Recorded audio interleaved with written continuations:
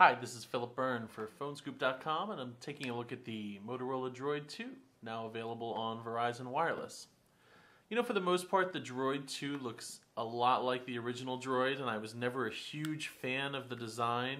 I didn't really like this lip here, and it just seems like a giant block of metal, to be honest, but they've really made some nice refinements, and the phone is easier to use because of it, especially with this keyboard.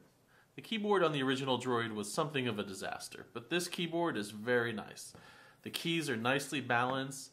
I especially like the symmetry. All the keys line up exactly as they should. It's exactly like you'd find on a desktop keyboard. And you even get some nice shortcuts. You get a voice command shortcut so you can use the new voice actions on the phone, a search shortcut.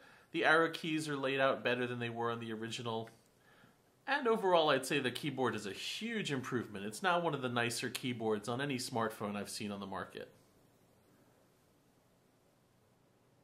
The original Droid was really just your basic stock Android interface. Motorola didn't mess around with it. It was really meant to showcase Android 2.0. But the new interface gets some of Motorola's new Moto Blur ideas. And I have to say, I wasn't impressed with Moto Blur when I saw it on the Click, but it's really started to grow on me, and it's started to mature as an interface concept. One of my favorite things, you get these widgets here. There are plenty of widgets from Motorola, and you can resize them however you like. Now my home screen is a little full right now, but as you can see, you can resize the widget, and the content will adapt to whatever size you choose. Now this is really nice for some of their content widgets, but when it comes to the contacts, this is really invaluable. It's just a fantastic feature to have. As you can see, I can sort of drag the widgets around to make space, and then you can make them as big or as small as you want.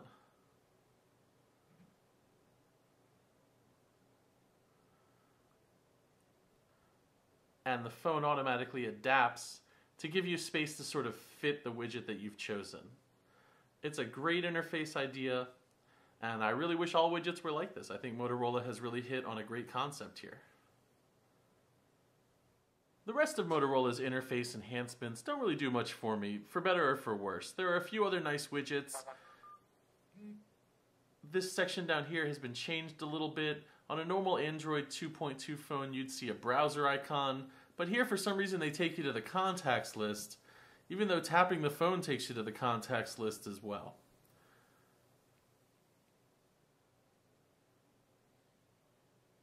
Here you can see the application menu is pretty much completely unchanged. It's exactly what you'd expect from an Android phone.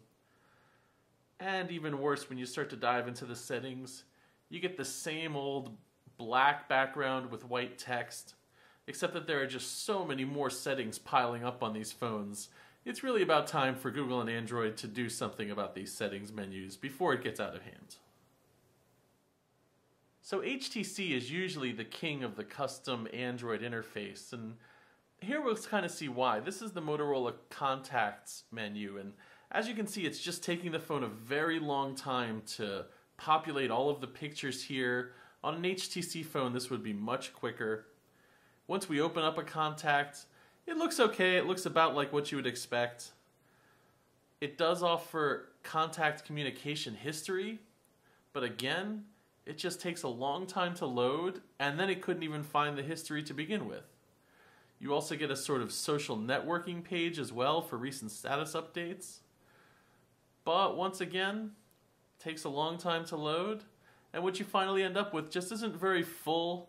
Now I know that my sister has updated her status recently, so I was kind of disappointed with that. And my biggest concern with this phone is that for the original Droid, it was very easy to sort of hack it and load custom ROMs because they didn't really tweak the interface too much. It was easy for Google to push out updates. But with just the slight updates that Motorola has added to this phone, just the slight interface tweaks, I worry that that's going to keep Google from rolling out new updates for this phone as quickly as they did for the original Droid. So this is the Motorola Droid. For the most part, Verizon and Motorola have kept to the same winning formula. It's got a fantastic screen up top. It's got a very nice keyboard, definitely improved. Performance was okay, the web browser was very good, networking speeds were solid, though I did have some trouble browsing the interface, and there were a few times where performance just seemed kind of sluggish, but this is still a better phone than some of the mid-range Android phones on the market, like the Motorola Devour or the LG Ally. I'm not sure if it lives up to some of the superphone Android phones, like the Motorola Droid X or the Droid Incredible, but it's still definitely worth a look. And if the original Droid had you interested, the new Droid is only an improvement. For PhoneScoop.com, this is Philip Byrne.